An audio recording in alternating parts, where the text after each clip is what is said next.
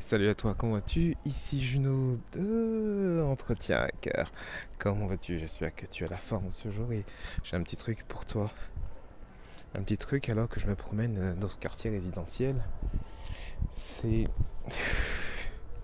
de te mettre face à quelque chose que j'ai constaté en vrai lorsque je suis avec les personnes que je coach en entretien.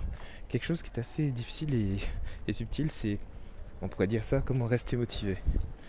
Comment faire en sorte de suivre cette route, celle qui est devant toi, celle que tu dois suivre, pour pouvoir reprendre le boulot, surtout lorsque tu es démoralisé, lorsque ça s'est mal passé avant, et pire, lorsque tu n'as pas faim. Et c'est sur ce dernier-là que j'insiste en fait, c'est surtout quand tu n'as pas faim. En fait, comment rester motivé? C'est simple, il faut que tu gardes tes objectifs en vue, il faut que tu les gardes à l'esprit, tu te dis pourquoi tu es là, pourquoi tu fais ça, pourquoi tu as envie de retrouver du travail. Garde-le à l'esprit, il faut que tu l'aies en face de toi constamment. En fait, les obstacles que tu as, assez bizarrement, c'est l'argent, ton propre argent.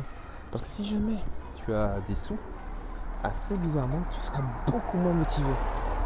Et l'une des à la fois des meilleures choses qui soient arrivées, c'est, tu sais, ce qu'on appelle l'allocation chômage, qui te sert à pouvoir survivre pendant cette période relativement longue qu'est le chômage. Mais ensuite, cette même allocation peut également te faire très très mal quand tu y penses, parce que du coup, quand tu as déjà mangé, tu n'as pas si faim que ça. Et les personnes parfois que j'ai au bout du fil, les personnes que je coach, ça se sent immédiatement lorsqu'en fait, elles bénéficient de l'allocation chômage. Tu as le temps, tu te reposes, tu es moins dans l'urgence. Et pour ma part, lors de mes 2 périodes de chômage, il y en a une où je ne l'avais pas et une où je l'avais. Et je peux t'assurer que la fois où je ne l'avais pas, j'avais la rage.